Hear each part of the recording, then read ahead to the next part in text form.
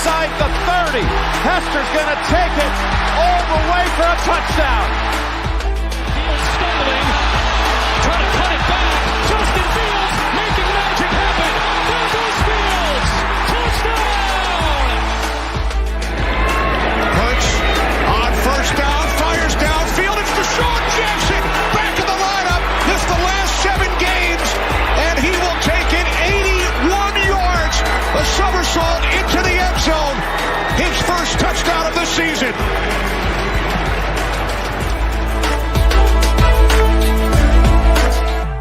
You're listening to The Pigskin Project, the world's #1 football podcast. Now, with more insights on all things football, here are your hosts, Ben Hansen and Ryan Matthews. As you guys can see, Ryan is not here. It was his birthday today, so he's going to take the episode off. He's going to enjoy himself. Me and Matt we had talked about it at the end of last week's episode, but we had went up and we had actually visited Ryan, and like I said, he's gonna take the episode off and he's gonna enjoy himself this week. So if there's Wi-Fi issues or producing issues, you guys got to stay with me. Ryan usually does all that stuff. He's great at that, but I'm taking over that role for him this week. But Matt, how you doing? Oh, I'm doing great. As you can see under my name, Texas owns the U of M. I mean, just a drubbing, and being with you in person was excellent, added to the fun, but just overall, I'm excited to talk ball, you know? Yeah. That was a rough watch. We went to a sports book and we had watched that game. Suffice to say, I did not enjoy myself for those 3 hours, but it was a lot of fun. But we will start off where we start each and every week. Ryan and Ben bring you weekly news. Yes, again, as you guys can tell, again, it's not Ryan, it's me and Matt today.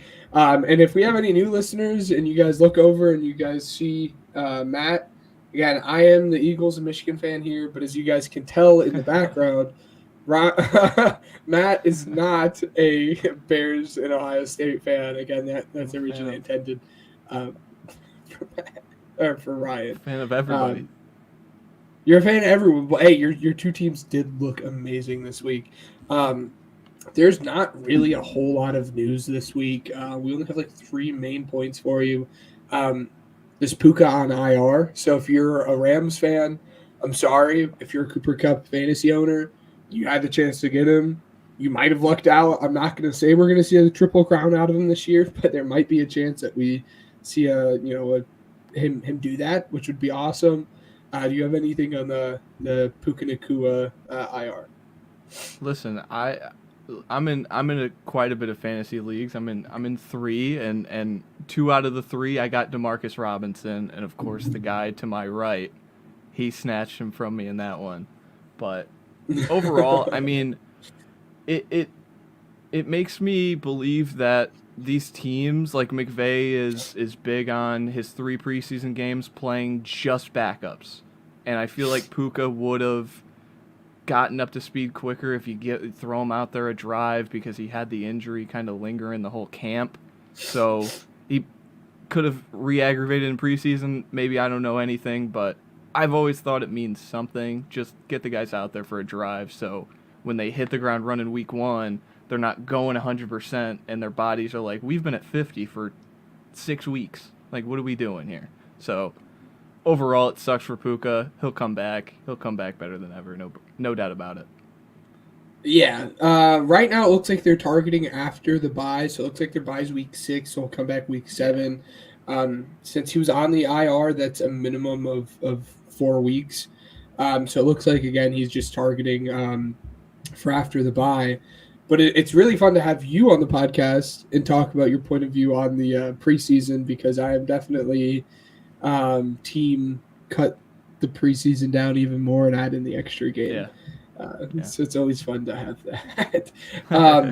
The second piece of news we got for you guys is everything that had happened with Tyreek Hill before that Dolphins and Jags game. He was on his way to the stadium. I guess he got pulled over for I don't want to say reckless driving, but a driving infraction. I think he was going like 30 over the speed limit, and he had gotten pulled over. And then the events following just weren't a very good look at all. Again, we try to avoid talking about that stuff too much in depth on this podcast. We try to keep it strictly like football related. If you guys haven't seen it, I'd urge you guys to go and find the clips, the body cams, everything is out. But again, it just wasn't a very good look for Miami Police Department. Matt, do you have anything to add to that?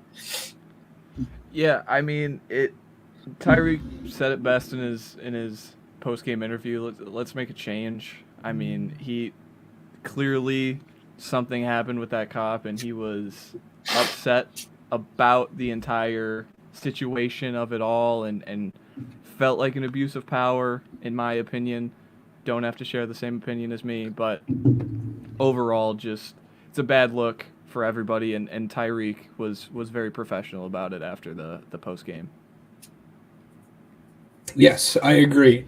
And then the last big piece of news we have for you guys, Dak Prescott had finally signed his contract.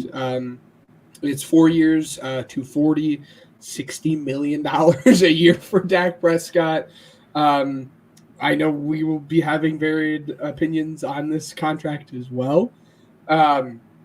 Personally, I think, you have to do what you have to do. Again, I've kind of been in the stance of if you have a quarterback, you pay him, because you rather pay your quarterback that kind of restart, especially when you have a team as good as Dallas does. And this is not a good quarterback draft. We'll get into Shadur and a little bit of Quinn Ewers and all that stuff in a little bit. But I think it's a lot of money for Dak Prescott personally. Again, you have to pay him, but it is a whole lot of money. And then the interesting thing that now follows is, what do you do with Micah? Because Micah is going to command top of the market money as well, and you are already paying now CeeDee Lamb and Dak Prescott top of the market money. So it's going to be interesting to kind of see how that develops, but I think we'll probably see more of that in the offseason this year.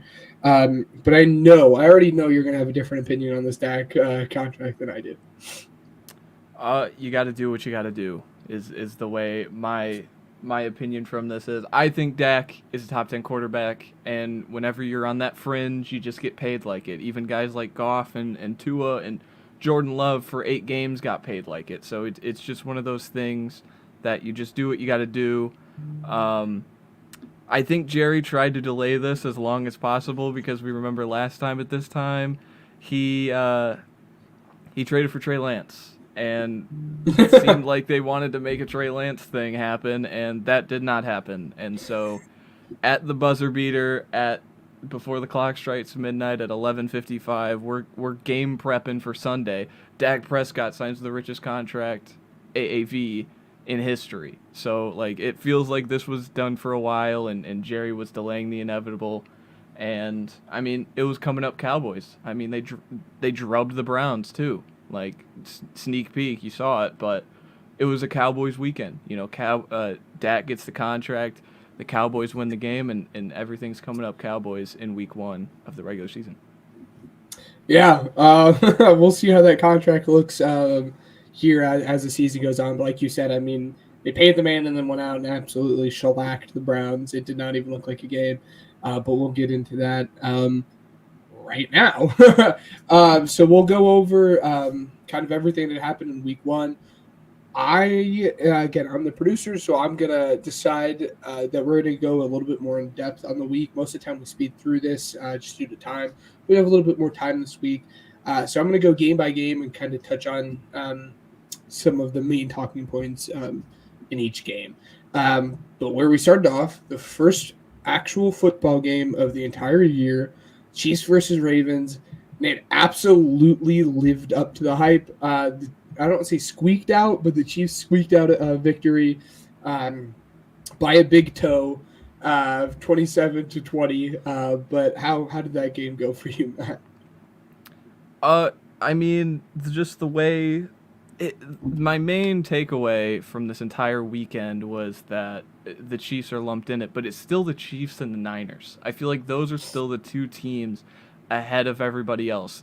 The Chiefs could move down the field at will. The Ravens, they moved the ball, but they didn't move the ball the way the Ravens want to do. Like, it was a lot of checkdowns to Isaiah Likely, a lot of checkdowns to Justice Hill. I think I looked at a stat that those two combined for like 70% of Lamar's passing yards. It's just not the way that they want to move the ball, but it was the way they had to.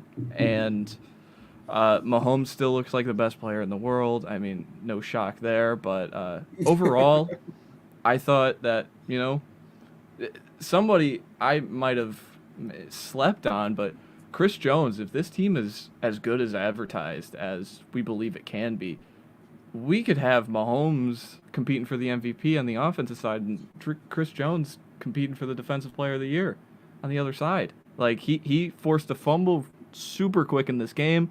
He was lining up against anybody. Like, he was picking his spot. They said it on the broadcast. He was picking Daniel Falele, the right guard, every single time and just pushing him into Lamar. And, I mean, Lamar is Lamar, so he had 100 rushing yards, so he could scramble out of anything. But overall, the Chiefs are still the Chiefs. That's really the main takeaway. It's a wild takeaway. It's groundbreaking. For those who did not watch the game, the Ravens, with seconds left, were marching down the field, and it looked like they tied it up on the very last play of the game. Sadly, Isaiah Likely should have worn white cleats, Mahomes. Yeah, should have worn white cleats. But his big toe was like just out of bounds. It was a Kevin Durant situation, if you guys know what I'm talking about. The big thing that had thrown me off about this game was the lack of use of Derrick Henry. Like, on their first drive, they used him. I think it was just because they were trailing. I don't want to cut you off. Like I'm saying, that's not how they want to play. They want to play with a lead. And I think they're going to play with a lead in 13 of the games they play this season, and Derrick Henry's going to march the ball 25 times. But when you're trailing against Mahomes, you need points. And I think they abandoned Derrick Henry as soon as possible. I think as soon as that fumble happened, they were like, Lamar's got to be Superman tonight. And he almost was. He almost was. I mean, and Likely, too. I mean, Likely's always been good, but he's kind of caught everyone off guard with how much he was game scripted into it. I think a lot of it had to do with Mark Ingram or Andrews' injuries. I think he'll be fine. Again, for those who don't know what I'm referring to, he got into a car accident a couple weeks back. Moving on to Friday, moving on to my team. The Eagles played the Packers Friday night in Brazil. Eagles pulled one out 34-29. It was a very fun game to watch. I'm glad they did win. Hurts did not look as good as I would have hoped. But, man, Saquon looked like the Saquon of old. And then the big thing was the NFL should be really disappointed in everything that had happened into Brazil. I know you have strong feelings about that. Tell us a little bit about that. The field, man. The field, I feel like you could point out any player on this game and they slipped at least once. It was ridiculous. The field, like they took a stroll before the game and it was like an NFL account and all the comments were like, what are we playing on? What is this? It's a soccer field that they had to convert into a football field. It is just overall awful from the NFL, in my opinion. If they want to do a Brazil game again, which I understand they want to expand the game and everything, but overall, it was not a good look from the overall game sense of just everyone was falling down. Everyone was tripping on their own 2 feet, and it wasn't their own faults. Yeah, it was a rough watch, and it benefited my team, but the NFL were calling a lot of flags very early in the game. Like, by halftime, the main referee was out, like his voice was shot, like he just didn't have a voice. If you're the NFL, you should be disappointed that this is your product that you would put out in Brazil. For fans who do not follow the NFL very closely and are at Brazil and had went to that game, you were probably watching that game and you're like, I don't know what this whole NFL hype is about. Like I said, the Eagles, thank the Lord for Saquon Barkley. And for Packers fans, For a moment there, they were holding their breath. Love's knee had popped on like the second to last play of the game or the third to last play of the game. It comes out just an MCL sprain. Hopefully he won't be out for too long. There's Matt LaFleur. I know it's gamesmanship and he's being competitive, but he's talked about could Jordan Love play this week, and I think that's insanity. But if the guy can throw the football, if the arm's okay, let's see what he's got. I don't know. I don't know, man. He was not and you had pointed it out often. He was not navigating that pocket well, and one thing he like continuously did was like throw off his back foot for no reason. That's what he does. Yeah, it's weird. Don't like that. Going to the Sunday slate at 1 o'clock, we'll start it off with this one. I'll kind of let you take the lead here. Saints versus Panthers. Clint Kubiak, thank you for picking this. The way they moved the ball, the way they ran the ball, I think they had over 25 carries, averaged 4.9 yards per carry. This is something that they could not do last year. Alvin Kamara looked like a shell of himself because Pete Carmichael kept running him through the tackles. That's not how you work Alvin Kamara. Taysom Hill was involved as like this thumper like I thought I was watching the Boom and Zoom, the Mark Ingram and Alvin Kamara, the way he was hitting the holes. And overall, I thought the Saints stretched the field in a phenomenal way. Chris Olave, I know I had to take last week. He only had 2 catches for 11 yards, but that's okay. 47-10, they got whatever they wanted. Bryce Young looks like a shell of himself. He looks lost. I was an optimist. I was a Carolina optimist. I love what they did in this offseason, signing 2 very point of attack guards that will make the run game easy for them. First play, he drops back, play action, interception. Like, what are we doing? Like, just get under center, run the football, and take some off of Bryce Young's plate. And from that point on, never looked back. Everything came up Saints. Great for me. Loved it. Yeah, no, the Saints looked. The big 2 takeaways was Derek Carr looked like 2019 Derek Carr for the first time in a long time. The tackles, the scheming of the offensive line was phenomenal. Not putting as much on their plate. Just overall, like both. What was it? Talise Fuanga. They ranked rookies. I think it was an Instagram post. Don't take too much stock. They ranked Fuanga as the number 2 rookie performer in week 1, an offensive lineman. That's unheard of. Number 1, Xavier Worthy, hook 'em horns. But overall, just taking off the offensive linemen, not these straight drop backs. Derek Carr holding the ball, sack. It was a lot of motion to create space, to create opportunities for guys down the field, and it worked awesome. The game that Derek Carr had, he had a throw in the red zone where he threw across his body right to the middle of the field, and Foster Moreau just dunked on somebody. Our backup tight end dunked on the Panthers starting safety. That was how it was just the Saints' day, and it was awesome to see. The Saints extend their streak of week 1 victories to 6, the longest streak in the entire NFL. 6 straight week 1 openings, starting 1-0 for my team. But we haven't made the playoffs the last 3 years, so there you go. Let's convey that, yeah. That division looks pretty wide open. We'll get to a couple of other games here in a minute. The next game of the week, Vikings versus Giants. To be frank, there's, in my opinion, not a whole lot to talk about. The Giants look bad. Daniel Jones did not look good. Their contract looks awful. And then really the main point I think that is worth touching on in this game was Sam Darnold. Again, how much of this had to do with how bad the Giants are? It's a question, but Sam Darnold looked much better than what we had seen in the past out of Sam Darnold. He looked like a very good QB. That final score of that game was 28-6. Any thoughts? Sam Darnold started 12 for 12 in that football game. Just unbelievable. It gives me so much more stock in Kevin O'Connell. He comes from the Shanahan tree, comes from the McVay tree, so he understands who are my best players? I got to get them involved. And he did that with Justin Jefferson. Aaron Jones only touched the ball 15 times. I feel like when Aaron Jones gets into that big touch count, the injuries start piling up. So him having that sweet spot, like I think he had 14 carries for almost 100 yards, like just a perfect sweet spot. Everything came up Minnesota. And you said it, Daniel Jones, man. I don't want to talk too much about Daniel Jones, but the thing that hit me is that they have Drew Lock as their backup.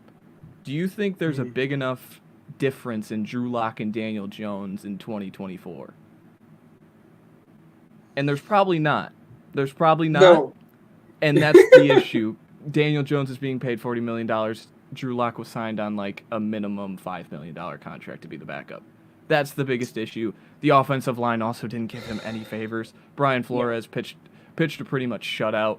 3 of their points came on a fumble in the red zone that like was the first drive of the game for Minnesota. Yeah. So overall, the Giants could not move the ball. And if we have to suffer through a 17-game Daniel Jones season, I don't know what Malik Neighbors will do to him if he doesn't get the production and the ball.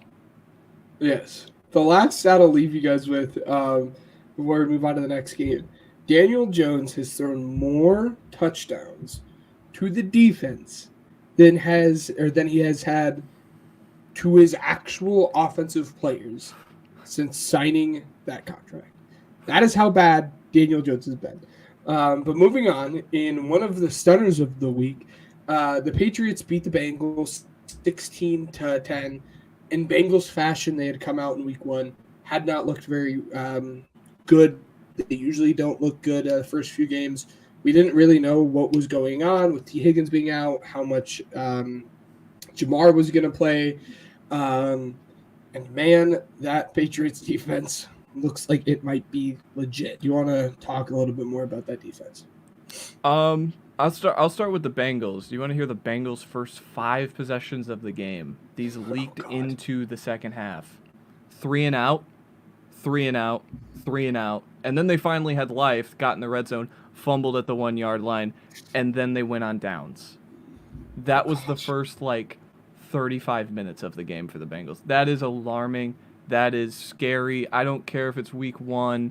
I know the Patriots defense is great. I'll talk about it, but that's scary. This is a team that if you keep starting slow, they face Kansas City this week. If they start that 0-2, that dreaded 0-2 again, everyone's going to talk about the sky is falling again and Burrow might get shut down again. But the Patriots defense, they just compliment everybody.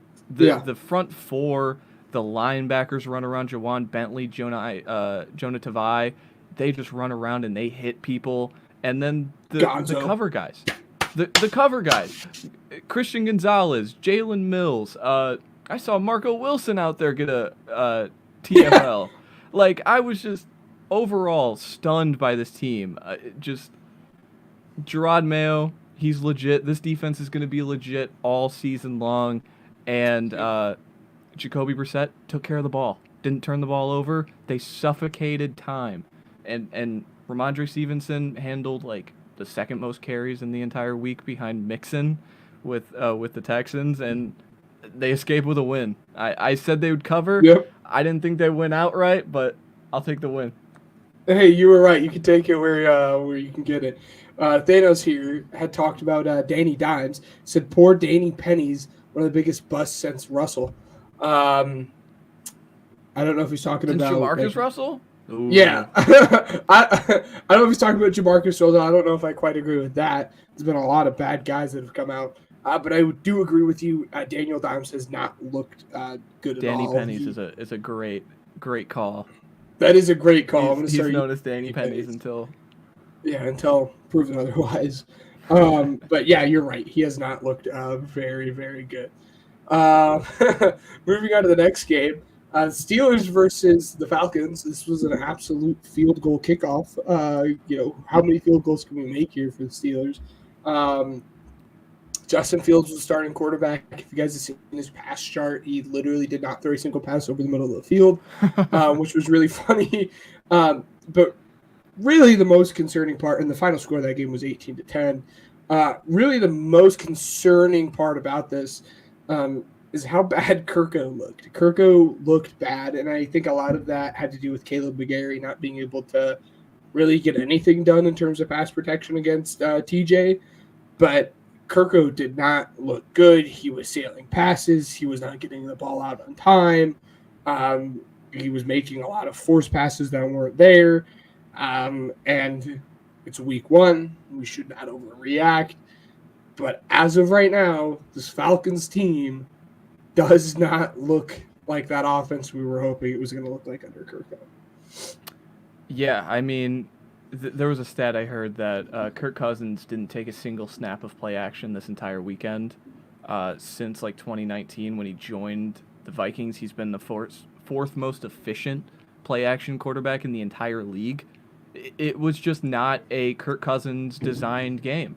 And they took a ton of pistol and shotgun snaps, and then I kept watching, I going, is this a Michael Penix designed offense? Could we...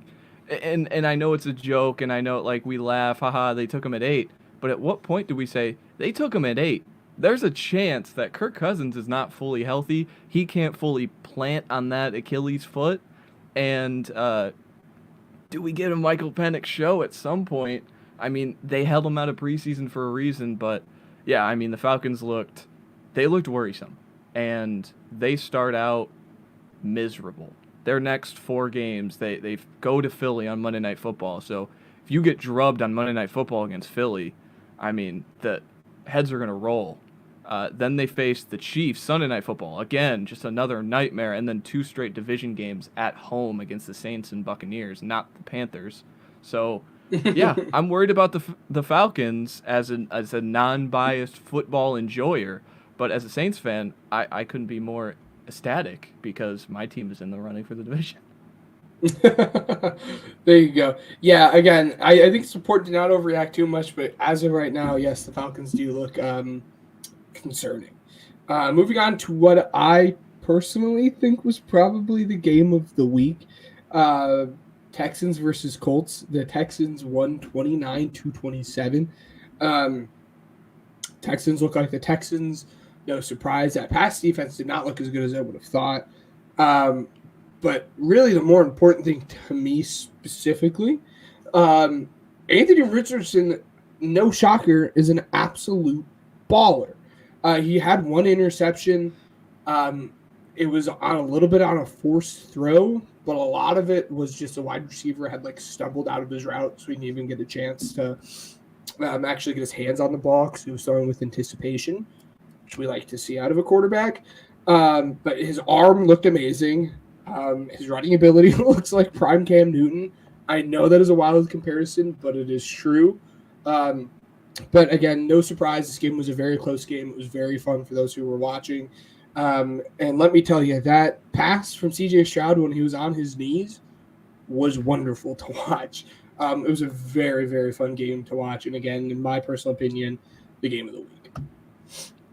Yeah, I mean, the Texans, my biggest circle point was Joe Mixon.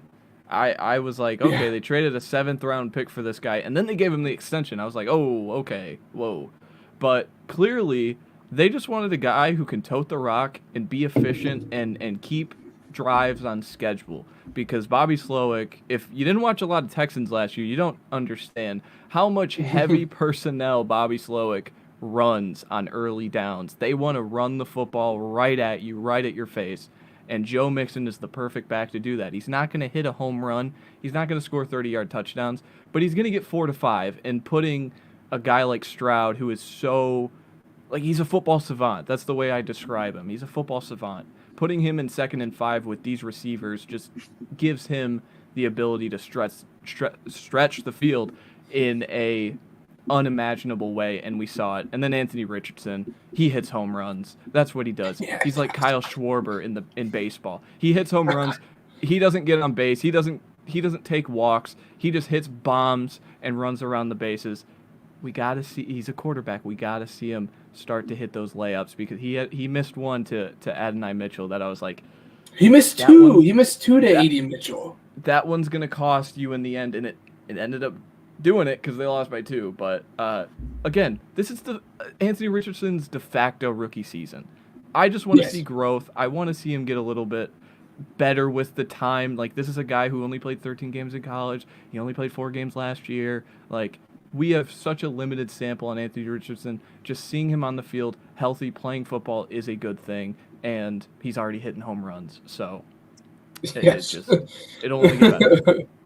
The big thing, too, that I noticed from the 4 games last year, and obviously it's only 1 game so far, he, besides that touchdown that he ended up getting, and I get why he did it, he is looking smarter as a runner of the football. He's not trying to do as many crazy things when it comes to lowering the shoulder, laying the booms on guys, which is good because that hopefully means he is going to be healthy. Moving on to the next game, the Cardinals versus the Bills. The Bills ended up winning this one 34-28. The Cardinals jumped out to a very early lead, 17-0 at one point, and then they had went a large majority of the rest of the game not doing anything. That next touchdown following coming off of a kick return. So finally we saw something out of the dynamic kick return.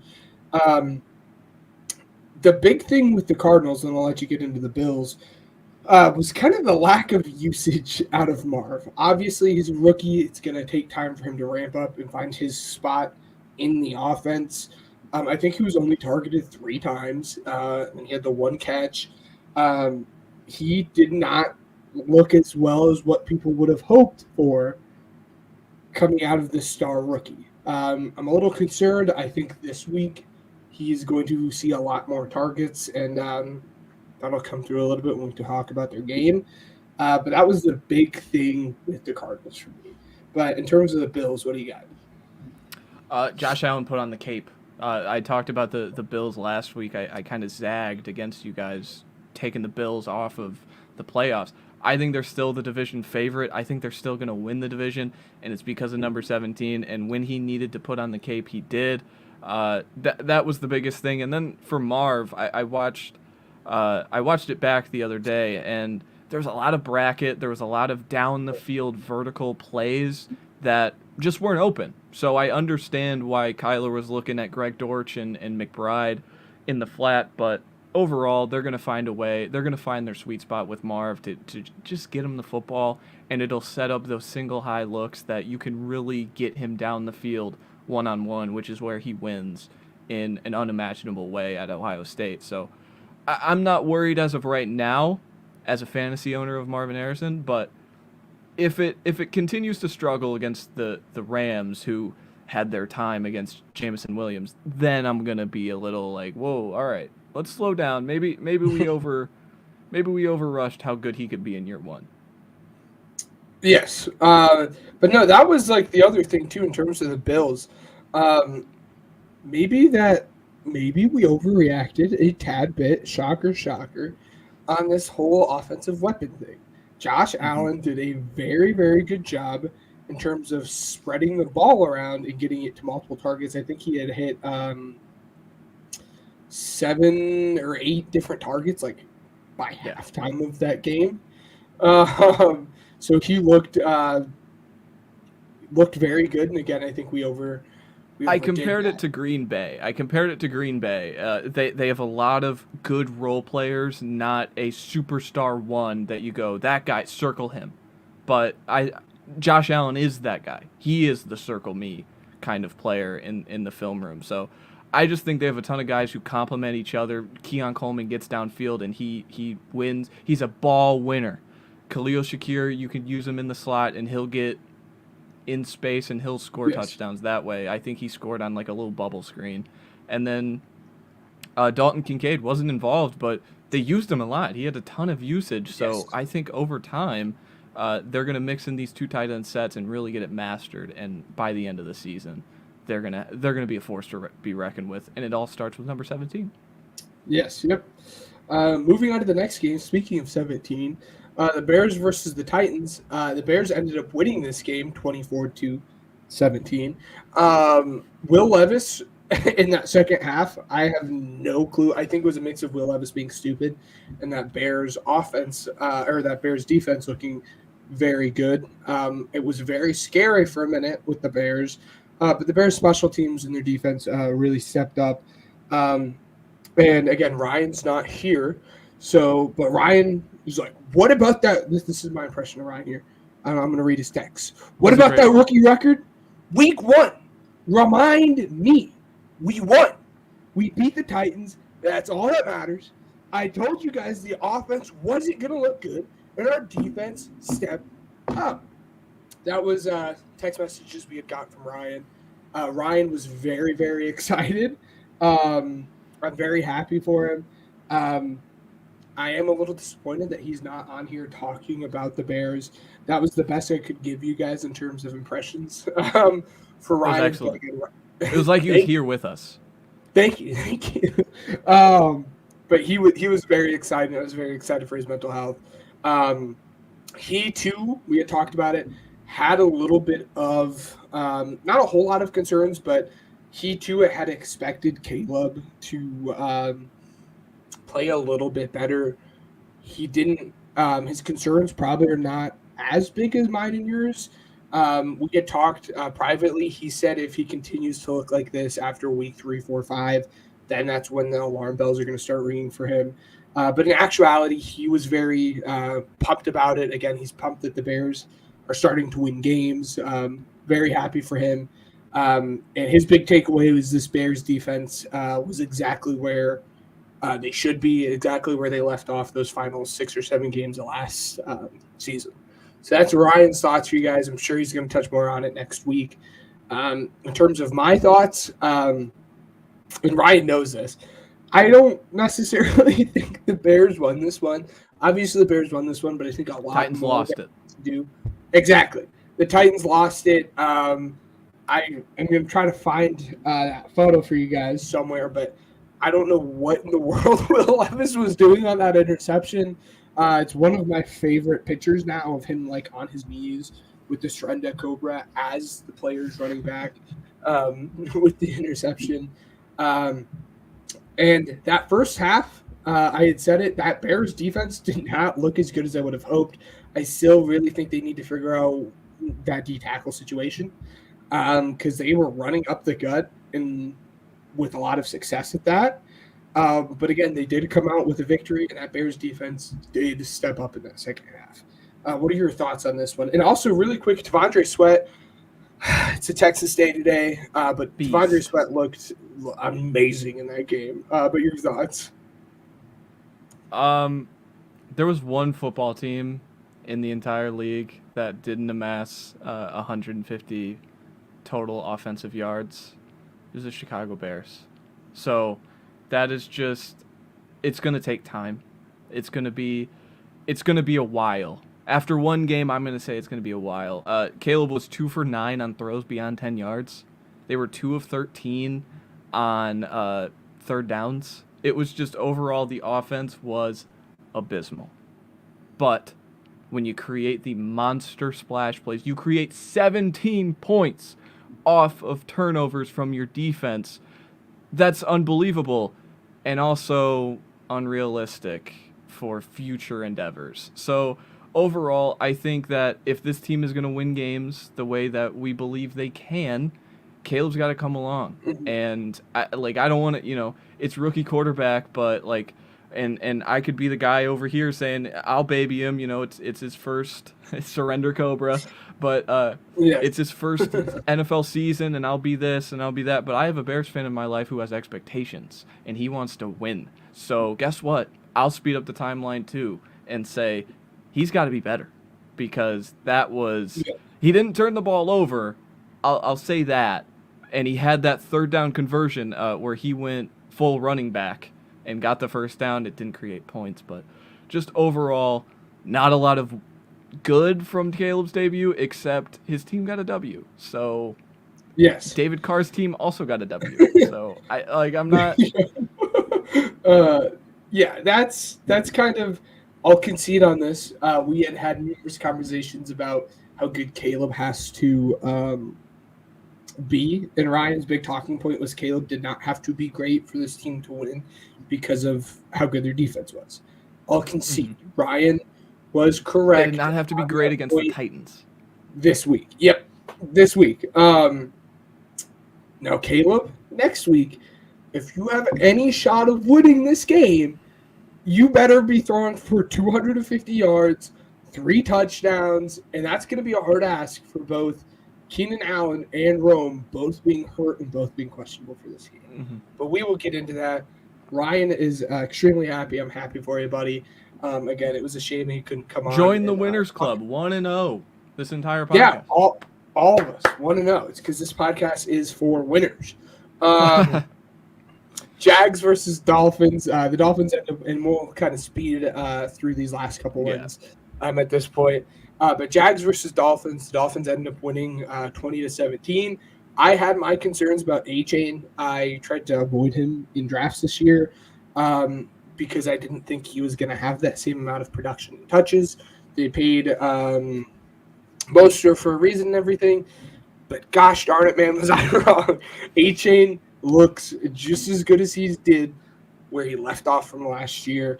Again, it took some time for this Dolphins offense to get where they needed. A lot of their starters sat.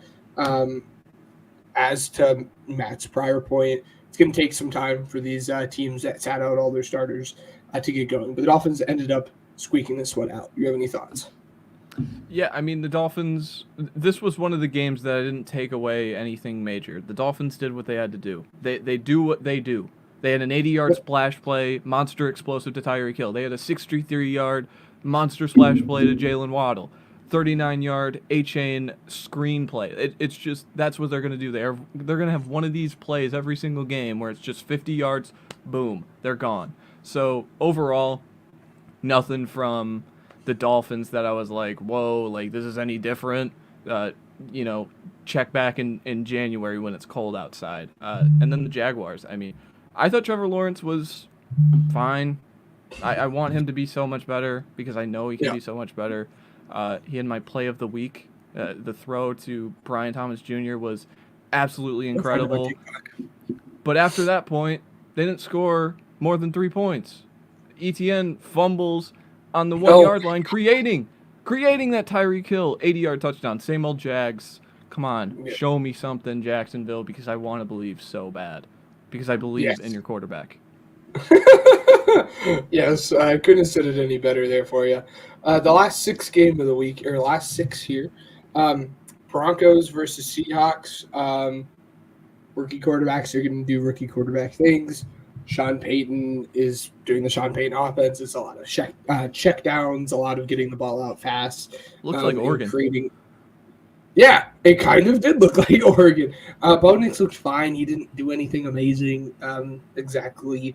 It's kind of the picture of Bo Nix and how we're probably going to describe him for the next, odd many years is he looked fine, didn't look amazing. No shot at him, though. The Seahawks ended up winning that game 26-20. Geno actually had some wheels on him this week, which was a lot of fun to watch. He had like the longest scramble of the week for any quarterback. Yeah. It was unreal. I'll keep it short. There was one play, the second Bo Nix interception I was watching on one of the screens because of Sunday Ticket, and the announcer, the color commentator, goes, "Oh no!" before the ball even leaves Bo Nix's hand, and it's triple coverage and it's an interception. Just complete oh no at its max, and just overall. It's going to take time. I imagine we're going to talk about the Commanders. I'm going to have the same thing. It's going to take time with your rookie quarterbacks. I'm not going to panic. I like what Bo Nix did on that final drive, against soft zone coverage, and Seattle is playing with a lead, and it backdoors me on the parlay I made on this podcast last week. But overall, just he was fine. He was fine, but he turned the ball over. You can't do that. No. Moving on to the next game, Raiders versus Chargers. The Raiders picked up their first victory in the Jim Harbaugh era, 22-10. I turned this game off. It was not very fun to watch. It's pretty much the game you would have thought when thinking about the Raiders versus Chargers, honestly. The big thing And the big takeaway for me out of this game is, J.K. Dobbins, dog. But really the more important thing, and I saw it on the sidelines and kind of the post-game clips and everything, it looks like Jim Harbaugh has finally made Herbert into a vocal leader, which is wild. He's never been that his entire career thus far.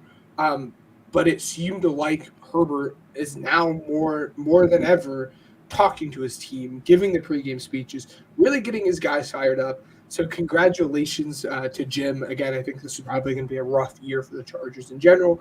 So you're going to take a win wherever you can get it. Yeah, I think they said it on the broadcast. I don't think Jim's ever lost a week 1 opener. Like, that's unreal. But overall, my takeaway from the game was Jim Harbaugh made his point. They had 27 rushes this game, 26 passes. He wants to run the football at your face. Joe Alt Delete, one of the coolest nicknames in all of football. He bodied my Defensive Player of the Year pick. Max Crosby on 11 pass rush snaps, no pressures, nothing, was silenced. I talk about rookies needing to take time. Joe Alt looks there, which unbelievable.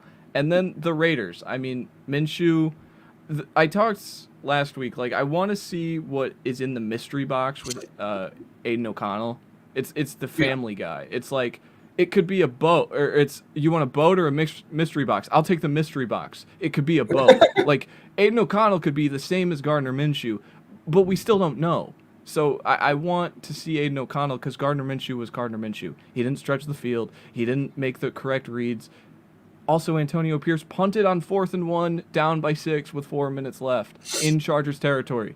Just, who had the worst surrender cobra of the week? Antonio Pierce or Will Levis? Like, that one, I was like, are we joking here? What are we doing? Then J.K. Dobbins sets up that massive run. He had 60 yards and killed the game. So I want to see the Raiders be aggressive. I hate these defensive coaches being, I got to trust my defense. Go score, and then trust your defense. Yep, exactly. I couldn't have said it any better. Moving on to the next one, Cowboys versus Browns, 33-17. Cowboys take the victory in that one. Deshaun Watson is bad. No shock. I mean, if anyone, again, I don't want to get too much into detail on this one, but if anyone deserves to be bad and deserves his awful karma, it's Deshaun Watson. That being said, Cowboys looking like the Cowboys. That defense looked even better than what I would have thought. And the big thing that's probably hard for Browns fans to stomach is seeing Deshaun Watson and then looking at the other game that was played at the same time in that slate and looking at how good Baker Mayfield played. But do you have any thoughts on this game? This probably went under the radar. People who aren't like locked into the NFL probably don't know. Bill Callahan, the Browns' former offensive line coach, went to the Titans. And the Browns' offensive line were down a few tackles. They gave up 23 pressures and 6 sacks to the Dallas Cowboys. It was a drubbing. It was over from the opening bell. Dak Prescott had a beautiful layered ball. What was it? In the first half where he just reads it out. He's like, oh, they're all coming. This is cover 0. I'm just going to loft to the end zone and make a $60 million play. And he did. But overall, like, it was just, it was done. Like, it was done. 2.7 yards per pass for Watson. It just, like, at what point does this front office and coaching staff go to the ownership and say, listen, I understand we can't get rid of him. We can't do any of that. But we brought in this guy, Jameis, who is firing everybody up, getting everybody ready to go. At what point do we just say, this guy's going to run the offense just like Flacco did last year, and we have our best chance to win with that guy, not that guy? Yep, exactly. Again, Deshaun Watson did not look good. Moving to the last 4 o'clock slate or 4:30 slate, the aforementioned Baker Mayfield.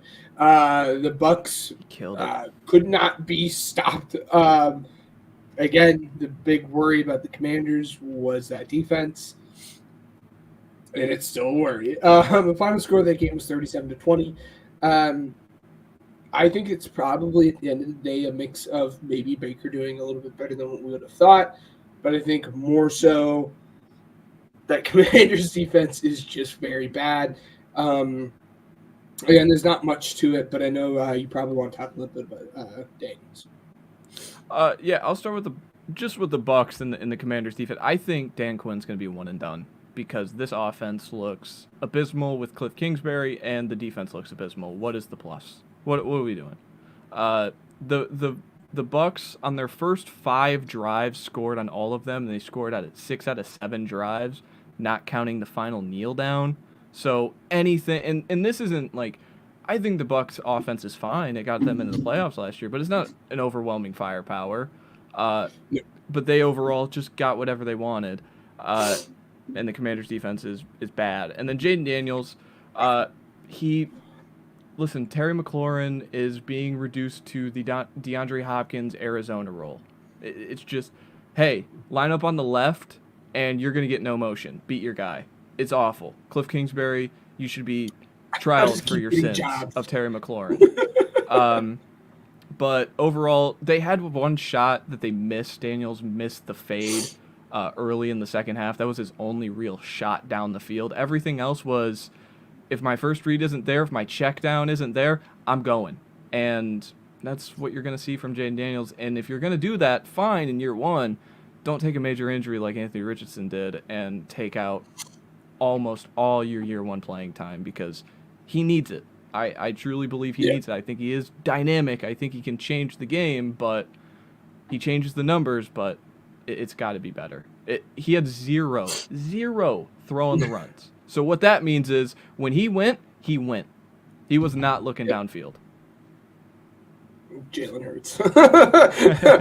Again, hopefully he grows to overcome that. As you were saying, again, I was not as high on the Commanders as everyone else was this season. No, that defense shows why. Get us Luther Burden or Terriota McMillan, like, please. Yeah, Teteroa McMillan. We're here for Teteroa. My bad. Apologies. You're good. The Sunday night game, Rams versus Lions, an overtime thriller. Lions end up winning this one 26-20. I'm surprised it has not happened yet, but David Montgomery looked like an absolute freight train running over this Rams defense. Again, he got far more carries than what Jahmyr Gibbs did and saw more acts than what Jahmyr Gibbs did, and that's what I was referring to. I'm surprised the fantasy community hasn't already blown up about this. But as we had saw last year, give it time. The game script and everything, as Matt has mentioned in the last couple games here. Give it time and stuff. But this was a very fun game to watch. And again, not surprised it was a close game. These look like 2 playoff teams, in my opinion. Your thoughts? Yeah, my biggest takeaway was Stafford went on a heater. He felt like he was playing out of body after that ankle injury. Yeah. He was just making every throw on the football field, and everything was hard. And when every throw is hard and the quarterback's still making it, you just chalk it up. But the Lions' defense, what I took away from that is this defense embodies what they want to be on offense, and I'll keep it PG. The offense wants to kick butt. And in the overtime, they just ran David Montgomery down the field, and the final play of the game was him running through the guards and meeting a linebacker in that hole and scoring a touchdown. The defense finally embodies that mentality with all these corners and Aiden Hutchinson rushing off the line. They finally can run this man coverage, punch you in the mouth. You're going to feel – we might not win, but you're going to feel us is kind of the mentality I think they want to bring and Dan Campbell wants to establish. So the defense finally being that, they're not going to play Matt Stafford every single week on a heater. I feel great about the Lions going forward into later in this season. Yes. And Jared Goff missed some passes, though, and he's going to do that. That was another takeaway. Yes. Again, that's kind of the Jared Goff experience that you're going to get. In the receiving game, Jameson Williams, man, is this the year that we finally see it? 5 receptions, 121 yards, and touchdown. Again, this might be the year we actually finally see the first-round pick produce like a first-round pick. Yeah, right. We were both very high on him, but yeah, Anyways, going to Monday Night Football, the last game of the week here. Niners versus Jets. Niners end up winning this one 32-19. The big two takeaways was it looked like, and I'm sure you guys have seen the memes on this one, it looked like Aaron Rodgers was playing with an eye patch on, like he did not throw the ball to the right side of the field, like at all. It was kind of concerning. And then the other one, Christian McCaffrey, who? In all seriousness, Jordan Mason looked phenomenal. He killed it. I mean, that's one way to make an absolute statement. Again, if you can pick him up in fantasy, he's going to be a good back to have for maybe the next 2 or 3 weeks, and then as a handcuff down the season. He looked very, very good. There was a little bit of controversy coming out there on the sidelines after the game was pretty much wrapped up. He had talked about how he knew he was going to start on Friday, but Christian McCaffrey wasn't officially ruled out until Sunday. So people were blowing up. Realistically, it probably was something along the lines of Kyle saying, hey, be ready to start on Friday. You're going to be playing a little bit more than we probably expected because of CMC. And then it came out Sunday that he was going to be a full-time starter. People need to calm down. People are making issues out of nothing, in my opinion. But your thoughts? Yeah, the main tagline of fantasy football is no one cares about your fantasy football team. And I think that's all the people that were mad were McCaffrey owners or bettors who were saying, I wish I knew so I could bet or gamble. And you'd likely pick the Jets if you knew CMC was out. So you likely would have lost money anyway. But overall, Stafford, the eye patch thing, what that makes me believe is he don't want to get hit. Usually guys go left to right. And he went just left all night long. And I don't think he wanted to get hit. I don't think he wanted to stand in that pocket and take the chance of getting hit because of what happened last year. So this Jets offense could be explosive because of the players like Breece Hall and Garrett Wilson. But I don't think Aaron Rodgers still has it to increase the ceiling of this offense into where I think people believe, myself included, believe it could go because, frankly, he don't want to get hit. Well, kind of. Oh, is it? Okay. Aaron Rodgers is left-handed, correct? What? I think he's left. Is Aaron Rodgers left-handed? Not throwing the football. Okay. I have no idea. Well, then, and that's what I was confused about. He is right-handed, so when he is taking his drop back, his body is already facing the right side of the field. Yeah. So I was a little confused as to why the left side is what he was leaning towards, because if he's already facing the right side of the field, he would have to then look at the read on the right side, decide, no, this is not what I want to do, and then shift his body over, at least shift his head over to the left, and then make the throw. Again, I'm a little confused about what the whole left-hand stuff was about, but yeah, it probably has a lot to do with him not wanting to get injured. So that was almost an hour for the recap. So unless we want to hold you guys for 3 hours, which we both don't want to do, we're going to kind of speed through the last few segments here. But a segment that we have brought back now that the season is back. They say winning isn't everything, and that may be true in some cases. But right now, let's make some money. It's time for Pigskin Payout. Yes. Bijan sold it. Bijan sold it. At the end of the day, it didn't matter either way because that Lions-Rams game did not go over 50.5 for me. But hopefully this week, I will cook up something that is a little bit better for you guys. As we say each and every week, bet responsibly. You guys can choose to tail us if you guys want. If you don't like it, then don't. We are not responsible for anything that you guys end up losing. Anyways, it's going to be a 3-legger again this week. I'm going to probably assume most of my parlays in this segment every week is going to be a 3-legger. Indy to cover the 3. For those who don't know, Indy is playing the Packers, who's most likely Malik Willis. I'm going to be really disappointed if Indy doesn't cover the -3. They absolutely should. The straight for that is -102 for the odds. I talked about it earlier with Marv. I really think that this week, or I guess Matt had talked about it, they're going to try to force more targets to Marv. They're going to look at it and be like, we need to kind of get this guy going. We spent this high of a draft pick on him for a reason. So I'm going to take the over on his catches at 4.5. The straight line for that is -135 in terms of odds. And then the last one I have for you guys is another guy that Matt had talked about in terms of being a part of the offense, but didn't quite see as many targets as we would have expected. It's Dalton Kincaid, and I'm going to take the over on his catches as well at 4.5 as well. That straight line is at -104.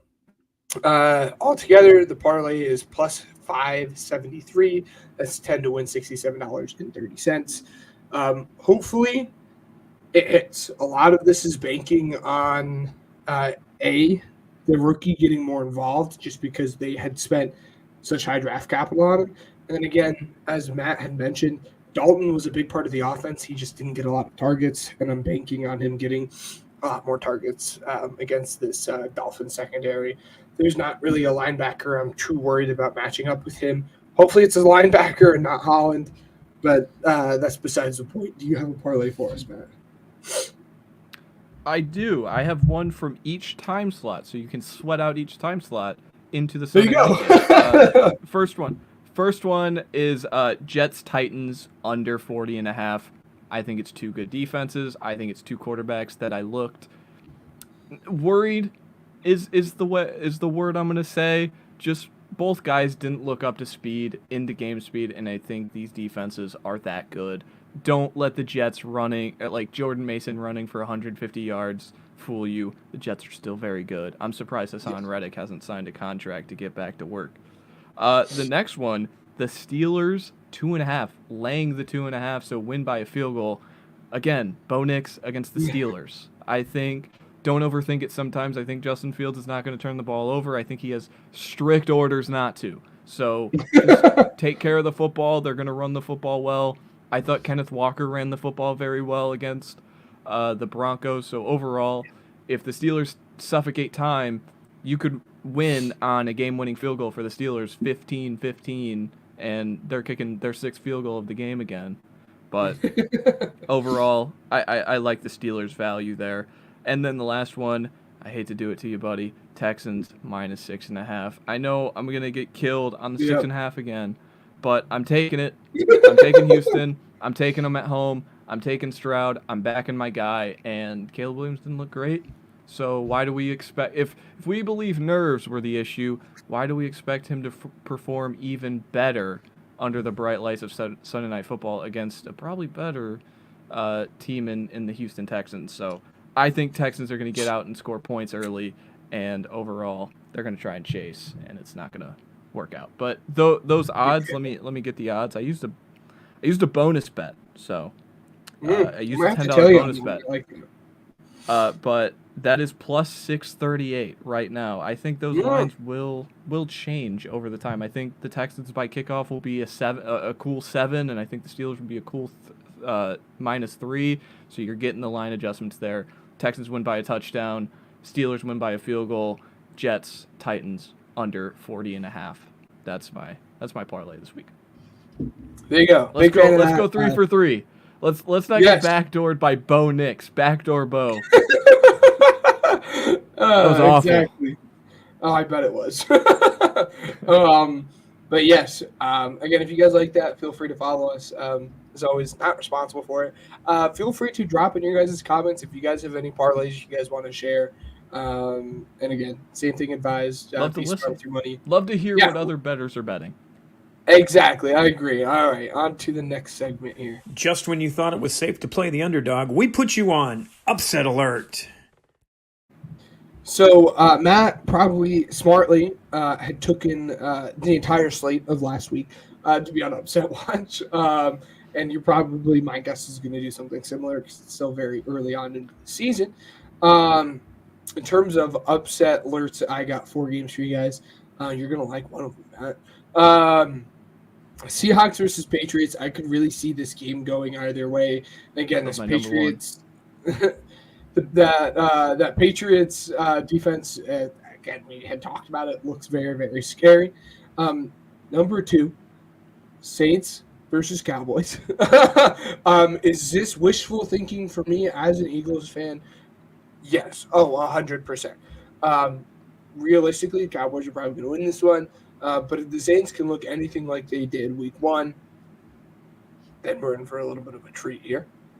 Browns versus Jags. Look for Deshaun Watson to have a bounce-back game.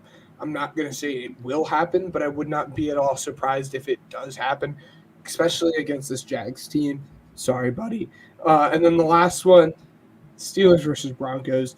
The big thing about this one is I really could see this game going either way. That's probably not what you wanted to hear. But we'll see. Those are the 4 games I got for you guys. What do you have for us? I have the game tomorrow night. The Bills are underdogs. The Bills went 2-0 against. Bills went 2-0 against Miami last year, and this is in Miami. So, I'm gonna stick with what's gotten me here. The Bills are plus money, so that feels like a smart bet. I talked about the under, but I'm gonna put the Titans. I'm gonna put the Jets on upset alert, just because it can't look as bad as it did for Will Levis. That's kind of the way I'm going. I think they'll move the ball, but overall, I think if Aaron Rodgers doesn't like getting hit, then he's going to have a hell of a day against Tavondre Sweat and Jeffrey Simmons. You talked about it, the Patriots. Let's ride the Patriots train until it falls off. They're going to cover 3.5. I probably should have put it on the lay, but overall, they're going to cover it. Just they suffocate time is the way I keep talking about them, and I think they could just run the ball a lot against Seattle. And then the last one, I'm not seeing anything. Oh, the Saints plus 6.5, absolutely underdog. Bet it. Just listen. 47 points. I don't care if it's the Panthers. That means something. That means something to me, especially as a fan. So I'm gonna put the Cowboys on upset alert. There you go. All right, moving. Stay tuned to see if I pick them or not. Yes, exactly. You think you know football? Well, prove it. This is Pigskin Pick'em. All right, so I have the overall record from what we had last week. Not the best Did I do well? week. You did do well. Not the best week for me. That's all right. Ryan went 11-5, and I do have Ryan's picks for this week. Matt, you also went 11-5. Congratulations. Oh no, I wanted to take first. Oh gosh, It's because he switched. He switched from the Rams to the Lions last second. Yeah. Could have stolen And then for me, again, not the best. I always start off kind of slow, and I always finish really hot. I'm 2-time champ on this podcast here. the opposite Eagles. Yeah. 7-9 for me. Oh well, what are you gonna do? We're looking to bounce back this week and kind of hopefully get us. Now you know something. Now you know what teams to look out for. Exactly. So we will start off. I already know how this is going to go. We will start off tomorrow. Bills versus Dolphins. We'll start with Ryan. Ryan is going Dolphins. This one was really hard for me to pick. I was really deciding between Bills or Dolphins as well. I still don't really know. I'm kind of just going to pick one and say it. Right now, we are feeling the Dolphins. I don't feel too confident about either of them, though. All right, I'll lone wolf it. I'll ride the Bills. I'm gonna ride. Darn! Josh Allen. How smart! I'm just gonna ride Josh Allen. I don't care if it's the underdog. You bet your you know what that I have money on the Bills money line already. But yeah, that's what I believe. Moving on to the noon slate here. First game, Niners versus Vikings. I'm under the assumption we are all picking the Niners. You would be correct. I'm going to take the Niners. I'd be concerned if you took the Vikings. They look good, though. He looked good. But I would. He was with the Niners last season. He's going to give his team insider information on Brock Purdy, and Purdy's finally going to get exposed. Exposed because he's not good at all. This will actually be a fun test though to see whether or not Sam is actually good, or at least some. I think. Hey, also, if we don't forget, Brian Flores gave Brock Purdy fits last season. They beat him on Monday Night Football, so that's also in there. I feel like people probably forgot about that game, but the Niners were the last undefeated team. Monday Night Football lost to the Vikings, so I, by no means, maybe I should have put it on upset alert. I just don't trust the quarterback in Sam Darnold one game against New York. But overall, I'm going to pick the Niners, but this is a stay-away bet game. That's kind of how I'm feeling it. Yes, I agree. I wouldn't touch this one either. Moving on to the next one, Seahawks at Patriots. Ryan has Seahawks. I have Seahawks as well, but I do have the Patriots covering. Let's see if you're going to zig or zag here. I'm gonna go with Patriots. I'm gonna stick with. He's zagging. He's zagging. I believe in the defense. I believe what I saw. Keon White, circle him now. He's a circle me guy. Like 2.5 sacks in week 1 against Joe Burrow. I think the Seahawks' starting right tackle George Fant left early in the game, so they're gonna be down a guy. If Keon White, what if the Keon White breakout?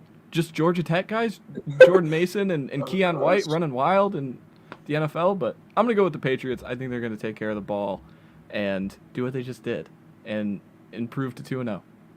Everyone's going to go, what? Well, in my concern, honestly, if the Patriots improve to 2-0, I'm, as an outside fan, I'm really hoping they don't, because if they move to 2-0, then they really have no reason to throw in May, and I really want to see May at some point this season. Yeah. Moving on to what I think is arguably the worst game in this entire slate, either this one or the next one. I think I know what you're talking about. The Giants versus Commanders. Yes, that's the worst one. Yeah, it's not very good. I'm gonna pick the Commanders. Ryan also picked the Commanders. Where are you going with this one? The over is hilarious at 43.5 because you think, well, these teams, like, their defenses suck, but their offenses also suck.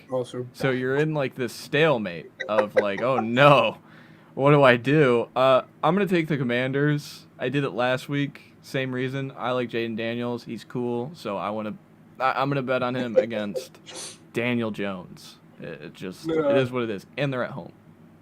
There you go. Yeah, it's well, whenever the Commanders are playing at FedEx, I guess it's not FedEx anymore. Hold your breath. Yeah, you hold your breath. Again, moving on to the game that I might give that game a run for their money. I don't think so. The Chargers versus the Panthers. Right now, me and Ryan are in absolute lockstep. We both have the Chargers winning this game. Yeah, I think it's hard to take the Panthers after what I saw against my team. And the Chargers are equal, if not a little bit better, because they're just pure quarterback. But I'm going to take the Chargers. If they run the ball the way they did again, and I think they can because of the Panthers' terrible defense, I think they should handle business and get out of Dodge 2-0. Jim Harbaugh, don't let him get hot. Before we get to your team here, I got a very tough question, and this may be the toughest question that you've ever been asked ever in the history of your lifetime. Ever. Oh, get ready for it. Who is a worse team, the Panthers or the Giants? I think the Panthers. I'm going with the Panthers, and that was not the hardest question in my life. When my team scores 47 points and they don't even understand how to point out a nickel blitz in Alontae Taylor. Without looking up, do you know how many sacks Alontae Taylor had on just one blitz? I know for a fact he had one. I saw the nickel blitz. Because you asked that, I'm going to say 2, but I saw 1. He had 3. He had 3. Oh my gosh. On the same thing that easily could have said, Bryce Young, slide the protection to the left. Every time it would have been avoided. Nope. Unblocked, sack, end of drive. The Panthers are abysmal. I think Bryce Young is seeing ghosts as Sam Darnold did. I'm going the Panthers are the worst team in the league. I don't know. Tank I mean, for Quinn. they. Well, that is a wild take. I don't know if a quarterback's going one in this class. He can navigate the pocket better than Bryce can. I'll say that. I could navigate the pocket better than Bryce can. Moving on to your team, Saints versus the Cowboys. This is the first game that me and Ryan disagree. You're going to be pleasantly surprised. I had talked about it. Am I a madman? Yes. Do a lot of this have to do with me disliking the Cowboys and being an Eagles fan? Yes. I'm picking the Saints to win. No surprise here. Ryan's picking the Cowboys to win. Yeah, I wanted to zag so bad, but you've done the zag for me. But I'm still going to zag anyway. If I'm going to be wrong, it's going to be wrong with my team. So I'm taking the Saints. I liked what I saw. The motion, the new creative ideas. If they get out early, get to a lead early, and just pin their ears back and go get Dak Prescott, hey, let's win by a field goal. It doesn't matter about how much you win by. It matters about the W in the column. So I'm taking the Saints. Let's ride. Yep. This next one should come as no surprise if you guys were tuned in for my pigskin payout here. Colts versus Packers. I would probably say 85% of America is riding with the Colts. I'm riding with the Colts. No shocker there. Ryan is riding with the Colts. Do you fall in the 85% of America that is riding with the Colts? I do. Anthony Richardson, I can't bet against you. I won't do it, especially for the Packers and Malik Willis. Can't do it. Yeah, he's Cam Newton, man. It is like it's almost scary. It's beautiful. To watch. It really wearing is. a Panthers jersey. There you go. Moving on to the next one, Browns versus Jaguars. We had talked about it in Upset Alert. People should probably know where I stand. Sadly, me and Ryan disagree. We should be not shocked that Ryan is saying the Browns are going to win this one. He's a closeted Browns fan. We both have the Browns winning this one. Yeah, I'm gonna take the Jags. I'm just gonna take ride with take your the boy. teams. Take the teams I like. I thought I liked what I saw from the Jags against the Dolphins, and I hated what I saw from the Browns, and so just going off that. Yes. Moving on to the next one, Jets versus, and this might be, no, we still got a couple more. Jets versus Titans. I'm going to pick the Jets. We know how I feel about the Jets. Sadly, Ryan is picking the Jets. And not to put too many people on blast, and I'm not going to use any names here, but are you going to disappoint your brother and also pick the Jets to win? I'm gonna ride with the guy on the wall. Jets, Jets. But overall, I think this is gonna be a field goal game, regardless. Like I don't think touchdowns are gonna be scored that often in this game. I love both defenses. Like what the Titans did to the Bears felt real, and it wasn't just it's Caleb's first start, blah blah blah. It felt real, and it felt like it's gonna be daunting all season long. And then we know about the Jets, so. I think this is going to be a close, low-scoring game, 16-13. Whoever's kicking the game-winning field goal, I wouldn't be shocked, but I'm going to take the favorite in the Jets. There you go. Moving on to maybe the game of the week. Again, maybe the game of the week. The Bucks versus Lions. That might be a hot take. I don't really think it is, but maybe. Bucks versus Bengals, Lions. Chiefs. I think Burrow. Oh, I don't know about that one. I think Burrow against Mahomes is going to headline Hopefully. anything. Hopefully it feeds families. Ryan is picking the Bucks. Finally, we disagree. I'm picking the Lions. Picking the Lions. I'm not going to waste anybody's time. You watch football.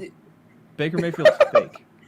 Baker Mayfield is fake. Baker Mayfield keeps on tricking people. I don't know how he keeps on getting away with it. He keeps doing it. Yeah, he keeps doing it. Derek Carr, grown man's quarterback. Winning in Dallas. Yeah. Raiders versus Ravens. I would be shocked if we all don't agree on this one because I know me and Ryan both have the Ravens winning this one. Yeah, I'm gonna take the Ravens, but again, it's another one of those like huge underdog covers that I'm like, I kind of want to dabble in the Raiders, but I probably won't touch it just because what I saw from the Raiders, I hated every minute of it. I love watching Max Crosby. I said it, but man, I just hate everything the Raiders right now. So I'm taking the Ravens pretty easily. Derrick Henry shows out. Yeah. Moving to the 4/4:30 slated games here on Sunday. Rams versus yes. Yeah. But moving to that again, that 4/4:30 slated games here. I think this is going to be another very fun game to watch. Rams versus Cardinals. As much as I want the Cardinals to win, I don't think so. Like you were saying, Stafford is playing very well now. Cooper Kupp is left off where Cooper Kupp is left off. I think they're going to have bad taste in their mouth because they didn't get the ball there in overtime. I'm picking the Rams to win. Ryan did pick the Cardinals to win. Yeah, I'm going to ride with Ryan. I'm going to take the Cardinals too. I liked what I saw from the Cardinals. I think the Stafford out of body thing is it won't come next week, especially with no Puka Nacua out there. I just if they can be in it with the Bills with Marvin Harrison, their best receiving threat, only getting one catch and really failing to move the ball in the second half, if they just find a way to hammer James Conner in the second half and keep it close, I think if they touch the ball last, they're going to win. Yep. There you go. Again, I think it's going to be a very fun game to watch. A game that I all thought we were going to be lockstep in for, but maybe you'll surprise me. Bengals versus Chiefs. Me and Ryan both have the Chiefs winning this one, and no surprise. Yeah, I don't bet against Patrick Mahomes. I don't do it anymore. Oh, there you go. So Yeah. he tells me what to do. Like, I would take the Chiefs to be 17-0 if at this point. Like, it is what it is. Like, that's how good he is. That's how good their team is. They're just going to figure it out, and they're going to beat him again. And the Bengals are going to be 0-2 again, and this guy's going to be falling in Cincinnati again. Yes. The bigger question here is at what point do we need to step in and be like, hey, Zach Taylor, we need to stop starting off the season slow. That's besides the point. I don't even know what you do to remedy that. Moving on to the next game, Steelers versus Broncos. We already know where you fall on this one, so we're going to make it nice, short, and sweet. We all have the Steelers winning this one. Woo! Fields 2-0. Are you kidding me? All right, moving to Sunday night. Oh, no. Bears versus Texans. As I said, I have Ryan's predictions. Yeah. I don't need to. I am holding in my hand Ryan's predictions. By your reaction, it better be one team. Yeah. Maybe it's you just die with delusion. Me and him are dying on delusion together. Yeah. Me and you are going to probably take the smarter route, and I'm going to look really stupid if this time next week the Bears have won. But I'm assuming me and you are both going with Texans. Yeah, I'm going to take CJ frickin' Stroud, the most exciting player in all of football for me. In my opinion. Yeah. And he's so much fun to watch. I had two screens to watch on my computer and my phone, and I had talked to the group chat, and I was like, guys, I need to watch Red Zone. Or not need to watch, but I have Red Zone, I have the Bears game, and I have the Colts-Texans game. What do I watch?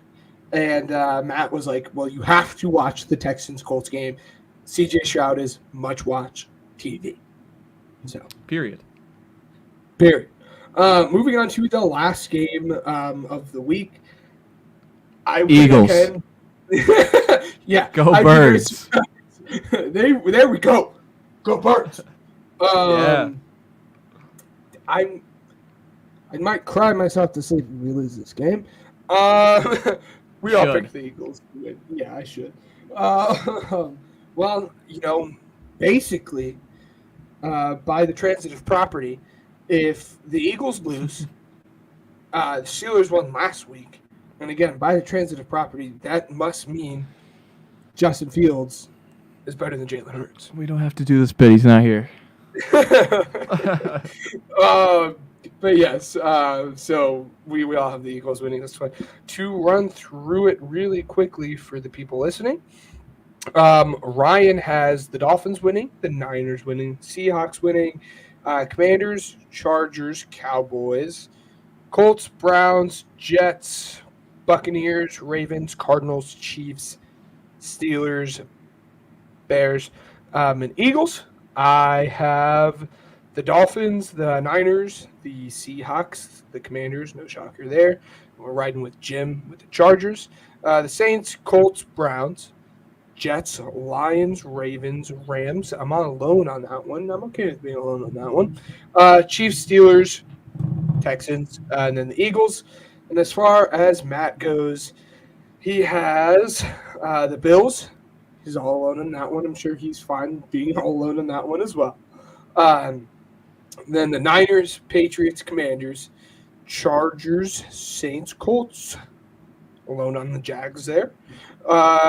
Jets, Lions, Ravens, Cardinals, Chiefs, Steelers, Texans, Eagles. So come back next week, see what everyone's record is like. Hopefully I make a push. 16-0. Hey, that's a goal. That's a goal. Moving on to the last segment. If you guys can't tell by the time, we are not going to do Weddle.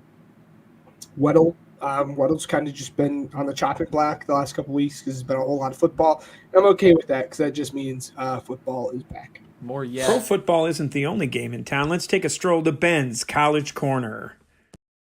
Didn't mean to cut you off there. No, you're good. You're good. We get into the other.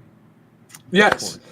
Lord knows we could talk about this for like an hour, so I'm going to really try not to. In terms of games this week, there's not a whole lot of stuff. We'll get into that in a minute, or well, I guess at the end of the segment. But there's not a whole lot of stuff in terms of like games you should sit down and watch this week. So we're going to spend a lot more time on this topic or the podcast talking about what had happened last week. We'll jump into it. I'm sure Buddy Matt has a lot to talk about. But the Texas curb stomped Michigan. Really, the only thing I want to say on this, and then I'll let Matt take over, sold my soul for the championship last year. And how in the world did Alex Orji not take a single drive as a quarterback? It absolutely blows my mind with how bad Davis Warren looked. The big thing, Matt had turned over, looked at me and said, make him throw. If we make him throw, we are going to win by a landslide. That is exactly what happened. We play Arkansas next week, or Arkansas State. If Alex Orji does not get playing time, I might freak out. But I'm sure you have a lot to talk about this week. Yeah. Texas went in there. Everyone talks about Michigan and how Michigan, they want to make it a fight. And I don't think anyone understood that Texas wanted to fight. Texas wanted to win like this. And for me as a fan, I watched it with two of my closest friends, and I looked at both of you and I said, this finally looks like a national championship team. That was toughness. That was Texas toughness. McConaughey was on the sideline getting the boys ready. Just overall, like, Quinn made some throws here and there, and Quinn's overall pocket mobility, like, that is a big, just watching him grow up over the few years, that was a big step. But just overall, being able to run the ball without Baxter and Jonathan Brooks, who went to the NFL, against Michigan, that meant something. And there was a clip surfacing the other day that, like, there was a play, Mason Graham and who's the other defensive lineman? Please. Kenneth Grant. Yeah, they both ran over out of exhaustion. And Sark looks at Ewers and just says, pound the football. Just pound the football. And they ran it, and that gain was like 6 yards. It wasn't like a gain that was insane, but they knew the game plan. They wanted to execute it, and they executed it perfectly. They're the only thing that, like, started off not great, missing a field goal, but overall after that it was easy. And I don't want to spend all the time talking Texas. We know about Texas, the number 2 team in the country. National championship coming soon. I was getting to a point where I was like sick of the bit. And I'll get to what that bit was in just a second here. Every single third and long, I had looked at Matt and I had said, I'm not getting my hopes up because Lord knows And why Texas should is you? going to convert. It was awful. Texas converted on like every third and long. And it was like, it was getting to the point where like, it was like, I was getting sick of watching that. I have no clue how that happened. For a team that was supposed to have the best defense in the entire country, they sure did not look like it. Yeah. And then the other game that was a lot of fun to watch. We had went to a sportsbook. We had watched these games. Notre Dame versus Northern Illinois. That game from the get-go looked like an absolute dogfight. It felt like everyone in that sportsbook was rooting against Notre Dame. We're here for that.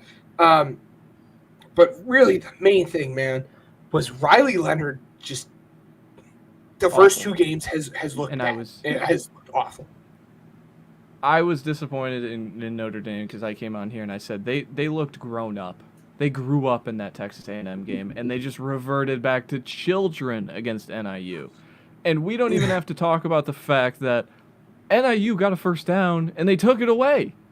Notre Dame got an opportunity at a 62-yard field goal that should have never happened. Got blocked anyway. NIU storms the field as 28-point favorites, their first win in program history ever against a top 10 team. They're in the AP poll at 25th, so great for that program.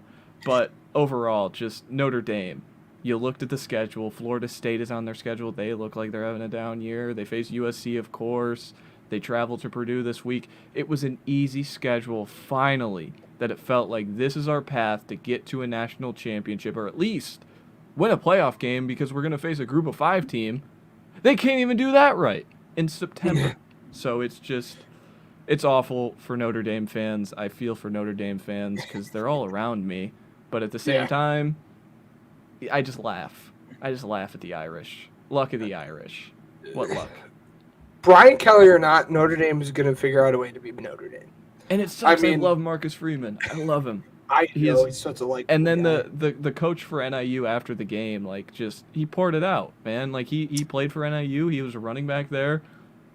That's what sports is about. For that guy to pour it out on live television, saying like, I believe in these guys. We believe we're gonna do this, and look at us now. You didn't believe, and that's okay, but we did it. So NIU is going to be a fascinating story to follow all year now.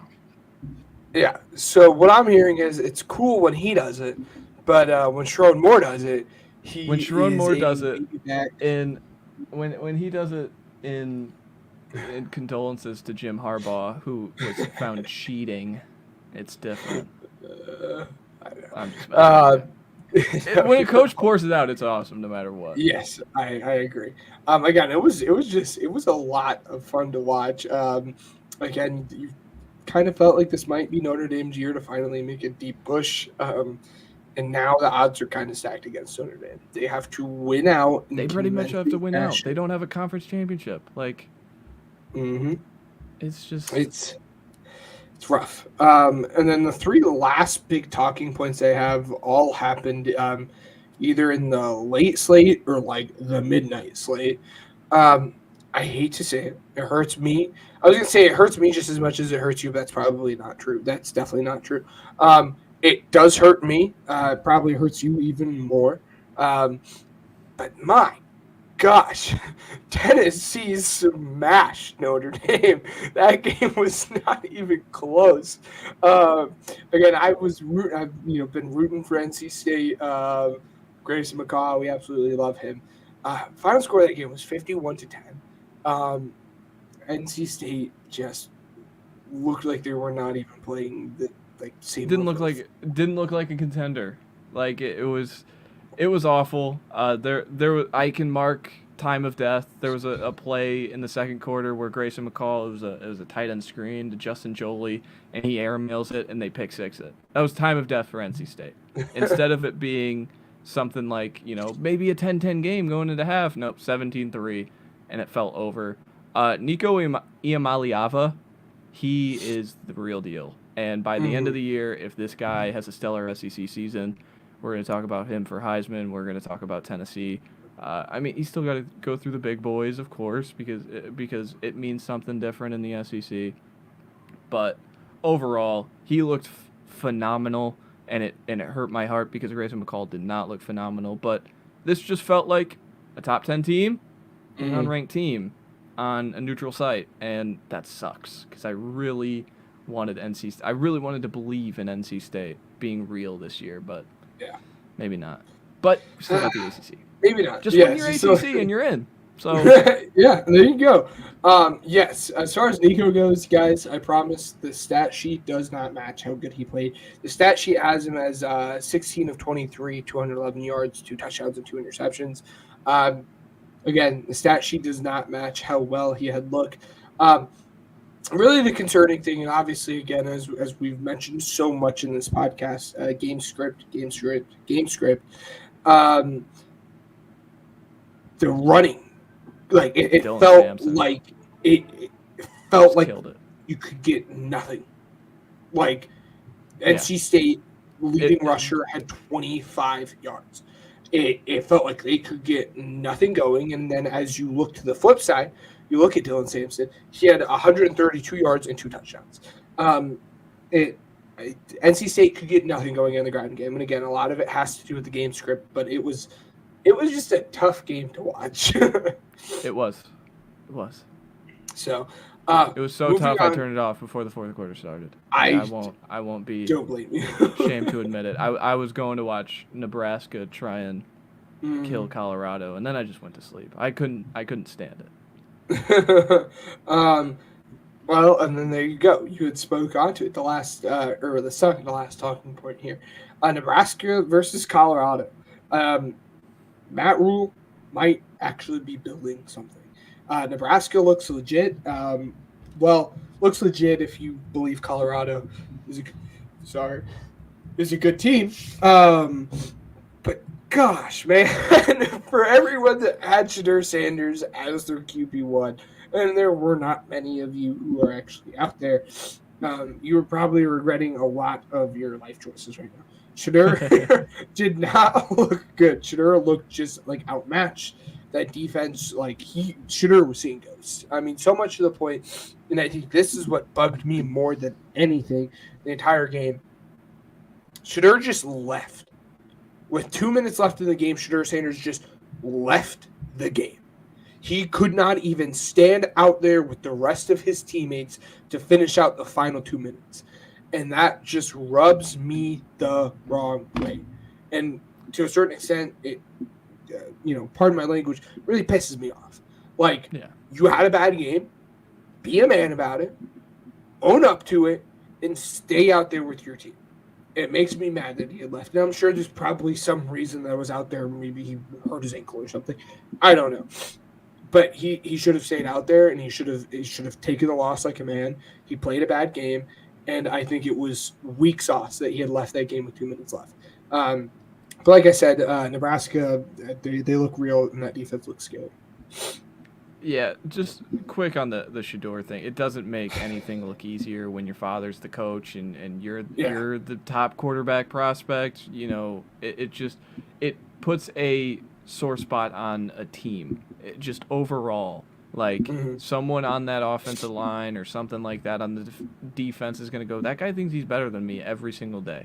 And maybe he's more talented than me, but we are a team, and if we want to win games long term, he's got to be the leader. He's got to be the quarterback. He talked about Justin Herbert with the Chargers being a vocal leader, and you don't see that enough with Shedeur, so it's hard. He talks a lot when they win, but when they lose, it's throw my hands up and I'm walking off. I don't want to, deal with it, but you got to deal with the losses. The same thing with winning. You deal with winning the same way. But Nebraska, I looked it up. Nebraska has not had a 6-win, a bowl game season since 2016. Are we finally turning a corner with Matt Rule? That's unbelievable. Nebraska, the 90s Nebraska. I heard all about it. I wasn't alive, but yes. I heard all about it. I understand how good they were and how this is a sleeping giant program, If Matt Rule can't wake him up, then I don't know if anyone can. He woke up Temple. He woke up Baylor. He couldn't wake up the Panthers, but no one can. Throw that out the window. And he's coming back to wake up Nebraska, and I think he's doing a phenomenal job. Like, even if Raiola wasn't good this year, being able to flip the number one recruit from Georgia to Nebraska is a step in the right direction. And so they looked phenomenal. They looked real. And, I don't know their schedule, but there's a world where this team could go into Ohio State. Oh, don't you worry. Don't you worry. 6-0? Northern Illinois, Purdue, Oh, really? Rutgers, Indiana. They get to face and NIU? Then, what? They get to face NIU? They face, they face them next week. What? I will say we could talk about Game day. it a little. We'll talk a little bit more about it off the air. But I know we had mentioned about you guys coming down to visit Nebraska versus Indiana right before OSU week. Anyways, there's a real chance that they could start or they could go into that OSU game, like you were saying, undefeated with 7 wins. It's going to be a lot of fun. And then I actually have 2 more. Ryan would get upset if I left one of them off. But before we get to Ryan's point, and we had talked about this bad man last week. He continues to be very, very good. Aston Ginty, I think is how you pronounce it. I pronounced it wrong. I said Gentry. I think it's Ginty. Gosh, man, he is so gosh darn good. He is by far, again, the best back in college football. He gave Oregon fits, and a lot of people were sleeping. A lot of people were not watching that game. I was driving back home, so I had a chance to listen to it. But gosh, it looked like for a second Boise was going to upset Oregon, and that game was close down to the wire. It was such a fun game to watch. Let me pull up his stats as Matt talks a little bit more about this game. Yeah, I woke up at the right time that it was a close game. I think I probably came on this podcast and said Oregon's going to cover 20.5, because I had that in some slips, because I was just like, Dan Lanning's a defensive coach. If anyone's going to stop the run and make the quarterback pass, it's him. Nope, Ashton Genty, just whatever he wanted, he got, and I think he hit a few home runs, and just the flip side is Oregon, they just keep falling in the polls. What did they start out? Were they 3 behind Ohio State and Georgia? They are now 9. They are just falling.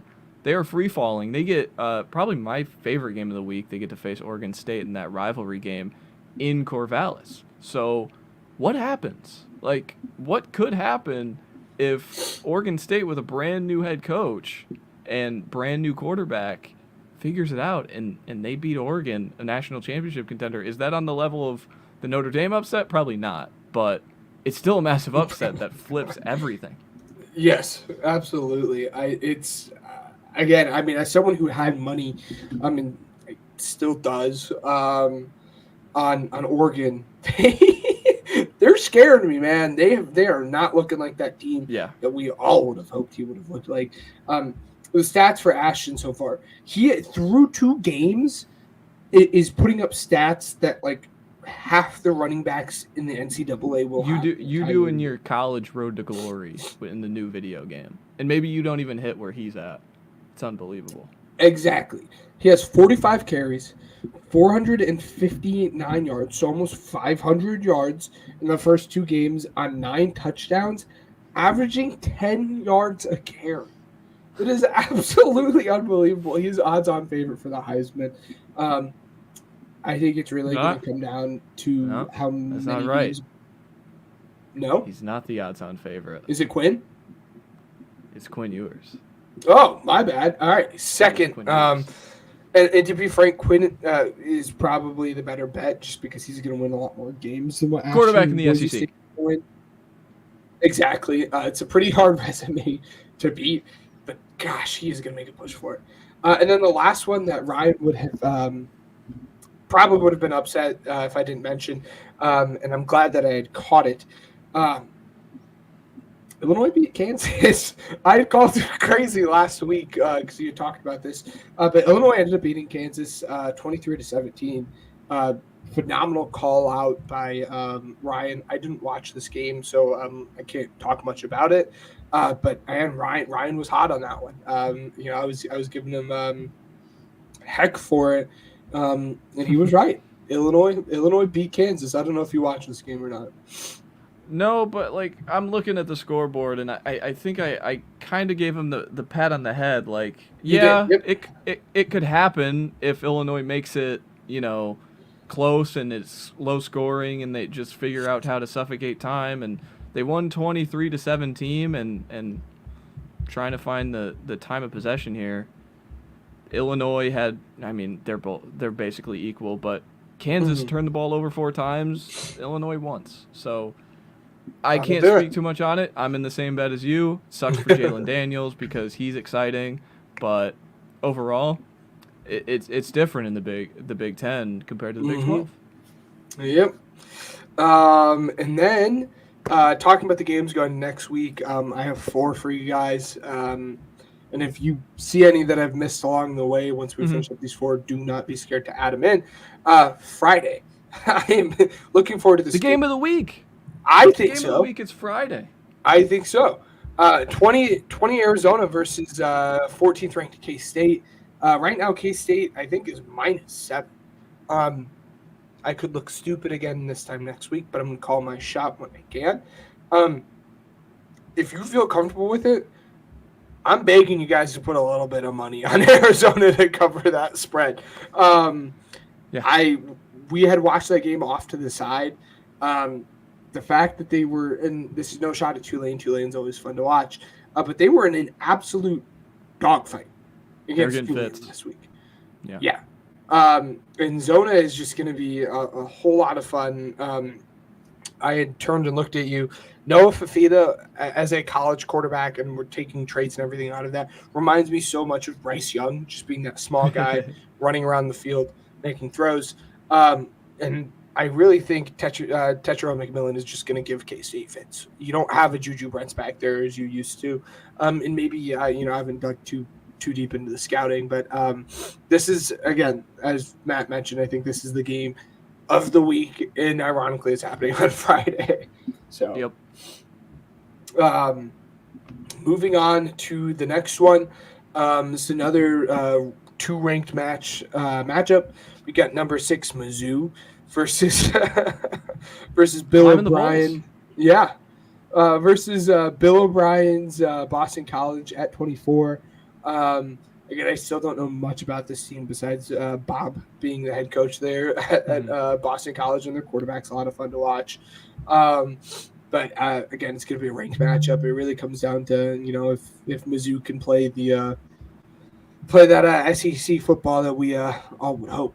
And again, Mizzou the last couple of years, I guess last year and this year, I don't say it's come out of nowhere, but they're playing good. And Eli Drinkowitz, man, hop on the train. Toot toot. Is that to be frank? That's what, their head coach? Yep. Yeah. He's going to be a lot of fun. Who's their quarterback there? It's not. It's still Brady Cook. It's still Brady Cook. Really? It's still Brady Cook. How old is Brady Cook? I feel like we're finally at the last year with the COVID rules that guys just got an extra year for the sake of getting an extra year. So I think all these guys who we've seen for 5 years are finally going to go away. Like we already got Penix and Bo Nix. Like, just go to the NFL, please. Go away. Let's keep building. Let's keep building college football with new players. But I think that's the last year. But yeah, Brady Cook is still there. I feel like he's been there since Drew Lock, man. Like it. Yeah. And if you guys have not watched Boston College quarterbacks, Thomas Castellanos, he is so much fun to watch. He's another small dude. Dude who runs around. College football is made of. Exactly. Moving on to the next game, a game that Matt had just mentioned about 10 minutes ago. Oregon versus Oregon State, man. Oregon State, if they win this one, like you had said, it's going to really be quite the uphill battle for Oregon because they have not looked good so far. And if they play anything like they've played the last 2 games, this might be the game that they actually get their loss. But do you have any thoughts that you had not already previously said on this game? I mean, I expect Oregon to win, of course, but again, if they don't look good again and they keep free falling in these polls, it's going to make that game against Ohio State not just like, oh, we want to win this game to really prove we're a big dog. We have to win this game. We're losing everybody's respect at this point. So, yeah, I want to see Oregon beat someone up, and beating Oregon State up is the perfect way to jump on the media's good side again. So, yeah, I agree. And then the last game that I have for you guys, Notre Dame versus Purdue. Hopefully, Notre Dame could have a bounce back game. And if Notre Dame does not win this and Purdue upsets, because again, as long as you have a funky number next to your name, Purdue seems to play you. Spoiler up, baby.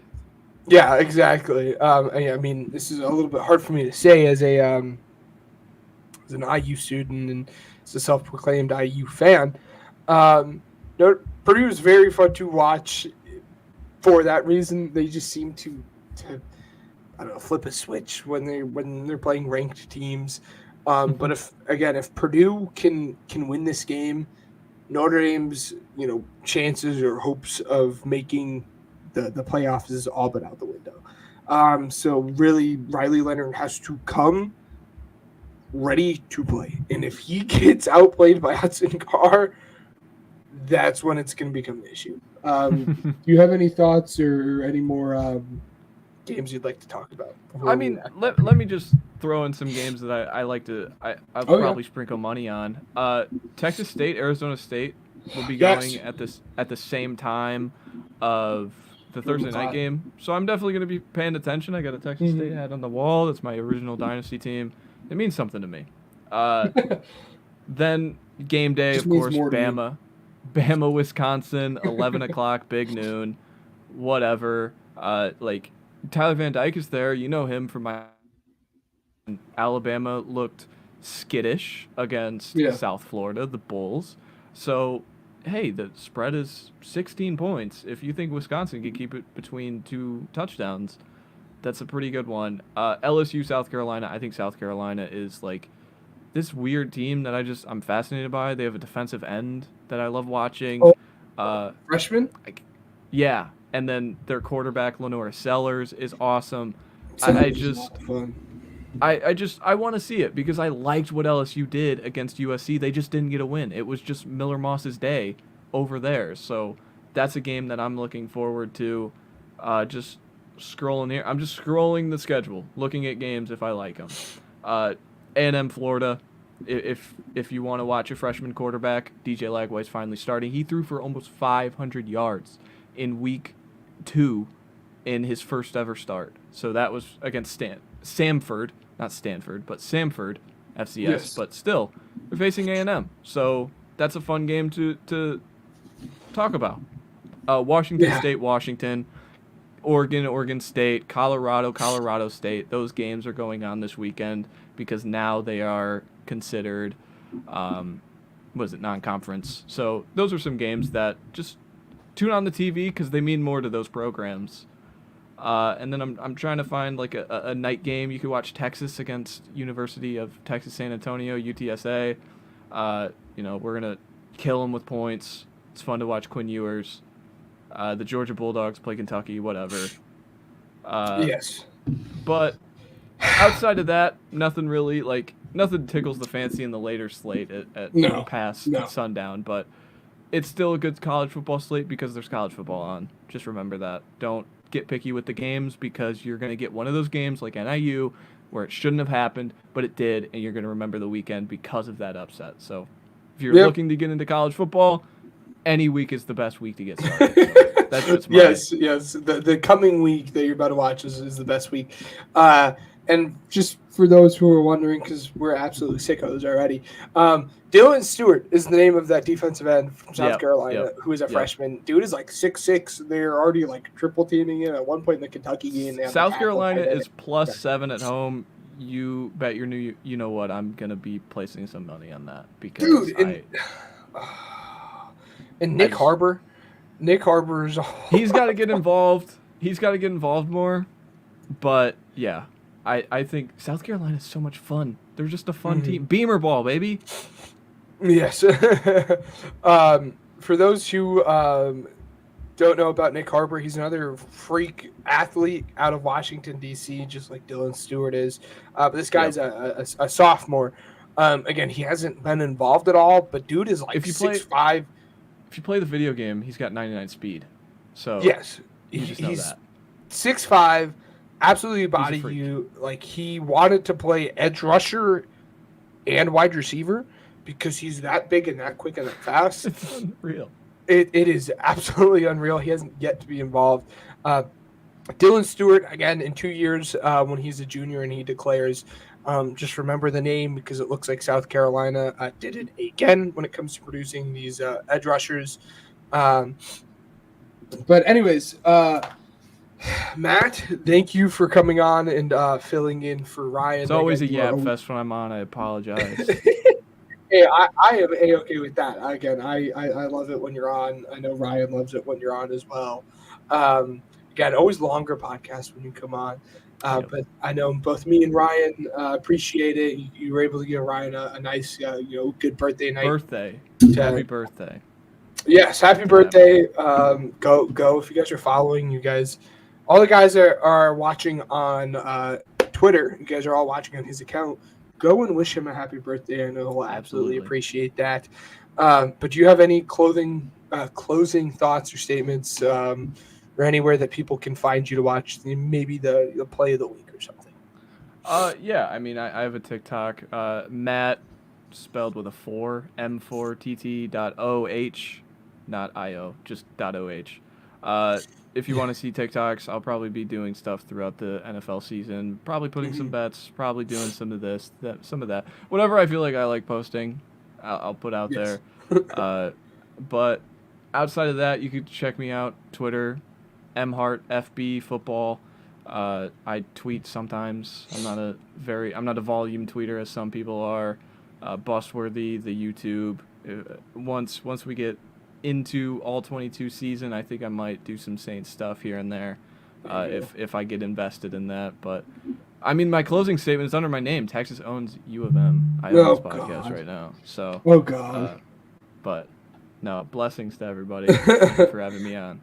Yes. And for clarification for the people, it is Hart spelled as HART, not Hart with an E. So make sure there's not the E in it. Ryan would like to say, as he just texted last minute, he said he was super pumped about that Bears game until he found out that Ryan Leaf also started 1-0. Ryan Leaf shout out. Yeah, Washington Ryan Leaf shout out. We got to sneak that in under the wire here. But of course, thank you for everyone who's watching live with us.